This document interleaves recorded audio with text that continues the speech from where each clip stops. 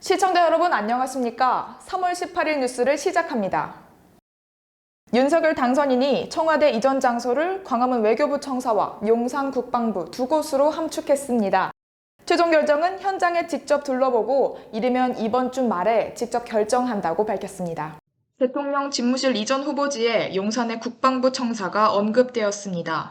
윤석열 당선인과 안철수 인수위원장은 청와대 개혁 TF에서 1시간가량 회의를 진행했지만 최종 결정은 내리지 못했습니다. 인수위는 내일 오후 2시 현장 점검 이후 이르면 이번 주말에 부지를 결정할 예정입니다. 당초 검토됐던 정부 서울청사는 경호와 보안 등의 이유로 제외됐습니다. 윤 당선인 측은 시민들의 출퇴근 환경 등 여러 가지 제반 사항을 고려하고 있다고 밝혔습니다. 윤 당선인이 공약한 광화문 대통령의 취지가 퇴색됐다는 비판도 나오는데 이에 대해 당선인 측은 안정적인 곳을 찾는 건 쉬운 일이 아니라고 말했습니다. 민주당은 국방부의 연쇄 이동에 따라 1조 원에 가까운 비용이 들고 안보 공백이 초래될 예정이라고 졸속 추진이라고 비판했습니다.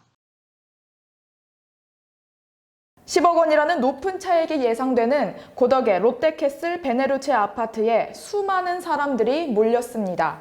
단 두 채의 아파트를 매입하기 위해 16만 8천여 명의 사람들이 모인 겁니다. 서울 강동 롯데캐슬 베네루체 무순이 청약에 16만 8천여 명이 몰렸습니다.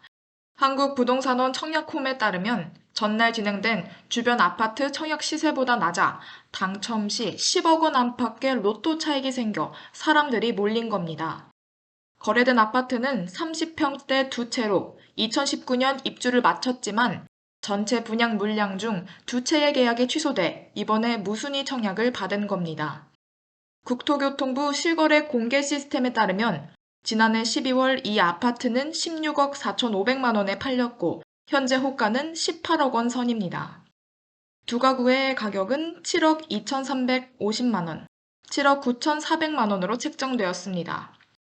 당첨자는 21일에 결과가 나오면 28일 분양가의 10%를 계약금으로 납부하고 2개월 뒤에 나머지 잔금을 지불하게 됩니다. 미국이 3년 만에 금리를 올렸습니다. 코로나로 인해 0%대로 떨어졌던 금리를 다시 복구했다는 겁니다. 미국 연방준비은행이 기준금리를 0.25%포인트 인상했습니다. 이에 따라 한국은행 금융통화위원회에서도 기준금리 인상을 서두를 가능성이 높아집니다.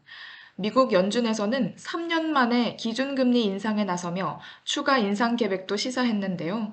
전문가들은 국내 금융시장이 받을 영향은 제한적이라고 말하면서도 한국은행이 기준금리를 추가로 인상할 가능성이 있다고 전했습니다. 미국이 기준금리를 올리면 외화자금의 유출을 막기 위해 원화의 금리도 높아져야 하기 때문입니다. 최근 급증한 물가도 기준금리의 추가 인상에 힘을 실고 있습니다. 이주열 한은 총재도 현재 1.25%인 기준금리를 1.5%로 올리더라도 통화 긴축 정책은 볼 수 없다며 추가 인상 필요성을 강조했습니다.